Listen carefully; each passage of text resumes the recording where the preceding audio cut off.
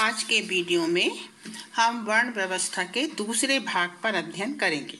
जैसा कि मैंने पहले भाग में बताया था कि वर्ण व्यवस्था जो थी वैदिक काल में जन्म आधारित नहीं थी, कर्म आधारित थी। समाज का विकास एक सामूहिक विकास के रूप में माना जाता था, किंतु धीरे धीरे वर्ण व्यवस्था का रूप समय के साथ साथ बदलता गया। तो अब दूसरे भाग में हम देखेंगे कि वर्ण व्यवस्था का जो रूप था वो 1000 से 600 BC में किस प्रकार से परिवर्तित हुआ। यदि आपको मेरा वीडियो अच्छा लगता है तो आप उसको लाइक करिए, शेयर कीजिए, सब्सक्राइब जरूर कीजिए और मैं बीडीपी क्वेश्चन अपने नोट्स जो है वो डाल दूंगी गूगल ड्राइव में, जिसका लिंक आपको वीडियो के अंत में मिल जाएगा। स्टार्ट। तो वर्ण व्यवस्था का जो दूसरा भाग है उसमें हम 1000 से 600 BC का अध्ययन करेंगे। ऐसा माना जाता है कि आर्यों का आगमन इस समय भारत में हुआ था। तो अब हम देखते हैं, जैसा कि हम सब जानते हैं कि आर्य जो थे भारत में बाहर से आए थे और उनका सामना यहाँ के मूल निवासियों से हुआ था, जिन्हें उन्होंने दास नाम दिया। इस तरह आर्य और दास का विभाजन जन्म आधारित नहीं था, जिसकी पुष्टि ऋग्वेद के इस श्लोक से होती है। कर्णवतो विषम आर्यन, अर्थात सारे संसार को आर्य बनाओ। इस भेद का आधार सदाचारी गुणों का विकास करना था। अर्थात कहने का अर्थ ये है कि वैदिक काल में वर्ण व्यवस्था जो थी वो पूरी तरह से कर्म आधारित थी। उसमें किसी प्रकार का विभेदीकरण जन्म के आधार पर नहीं था। ये जो विभाजन था, ये विभाजन सदाचारी और दुराचारी के रूप में था। समाज में जो व्यक्ति सदाचारी जीवन व्यतीत करते थे उन्हें आर्य, और जो आपराधिक वृत्ति के होते थे उन्हें दास या दैत्य के नाम से पुकारा जाता था। कहने का अर्थ ये है, व्यक्ति को स्वयं अपने जीवन को चुनने का अधिकार था। जो जिस प्रकार का जीवन चुनता था वह अपने कर्म के आधार पर आर्य और दास कहलाता था। अब हम देखेंगे कि उत्तर वैदिक काल अर्थात 1000 से 600 BC में स्थिति किस प्रकार से परिवर्तित हुई। तो उत्तर वैदिक काल में ऋग वैदिक सभ्यता, सामाजिक संरचना जो थी वो धीरे धीरे परिवर्तित होने लगी। समाज में नई विचारधाराओं का उद्भव होने लगा। सामाजिक व्यवस्था में जटिलता दिखाई देने लगी, जिसका प्रभाव वर्ण व्यवस्था पर भी पड़ा, जो अब कार्यात्मक अर्थात पेशेगत वर्गीकरण की ओर अग्रसर दिखाई देने लगी। समाज चतुर्वर्णीय व्यवस्था में विभाजित हो गया। ब्राह्मण, क्षत्रिय, वैश्य और शूद्र, जिनके अपने अपने निर्धारित कार्य हो गए। ब्राह्मणों का काम यज्ञ करना एवं कराना, शिक्षक के रूप में, और राजाओं को प्रशासकीय कार्य में सलाह देना। क्षत्रिय का काम सेना में, प्रशासन में और प्रशासकीय कार्यों को देखना था, अर्थात देश सेवा इनका कार्य था। वैश्य, इनका काम व्यापार करना, किसान के रूप में कार्य करना। शूद्र, इन तीनों वर्णों की सेवा करना इनका काम था। ब्राह्मण चूंकि धार्मिक कार्यों का संपादन करते थे, इन्होंने यज्ञ और यज्ञ से संबंधित धार्मिक विधानों को इतना जटिल बना दिया कि सामान्य जनता की समझ के बाहर हो गई, जिससे वे मानसिक रूप से भयभीत हो गए। अतः क्षत्रिय राजाओं को स्वयं धार्मिक क्षेत्र में पदार्पण करना पड़ा और उन्होंने आध्यात्मिक ज्ञान की प्राप्त करने की कोशिश की। इस तरह अपनी स्थिति को ऊंचा दिखाने के प्रयास में ब्राह्मण और क्षत्रियों के बीच में प्रतिस्पर्धा आरंभ हो गई। राजाओं ने ब्रह्म ज्ञान की प्राप्ति की और इस ज्ञान को इतना प्राप्त किया कि ब्राह्मणों ने खुद क्षत्रिय राजाओं की शरण में जाकर ब्रह्म ज्ञान को प्राप्त करने की कोशिश की। जैसा कि उपनिषद से पता चलता है कि राजा जनक ने श्वेतकेतु और राजा कैकेयी के पास अशुपति गए और उन्होंने ब्रह्म ज्ञान के उपदेश प्राप्त किए, किंतु अंतोगत्वा प्रतिस्पर्धा में ब्राह्मणों की जीत हुई।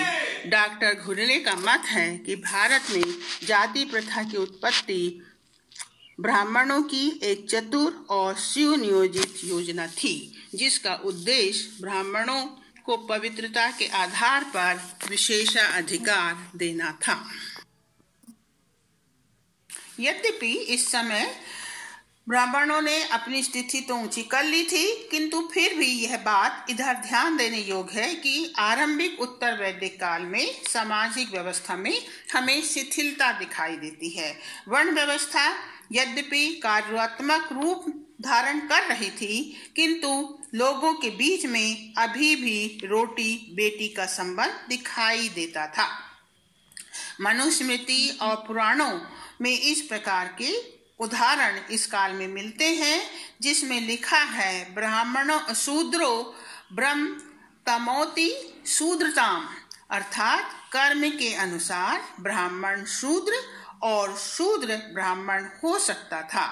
व्यास मुनि जो थे वे जन्म उनका निषाद कन्या से हुआ था, परंतु अपने ज्ञान के आधार पर उन्होंने महाभारत जैसे महान ग्रंथ की रचना की और ब्राह्मण कहलाए। इसी तरह से परशुराम ब्राह्मण थे, किंतु उनके जो कर्म थे वो क्षत्रिय थे और इसलिए उन्होंने क्षत्रियों का नाश करके जगत पर अपना एक अधिकार स्थापित किया था।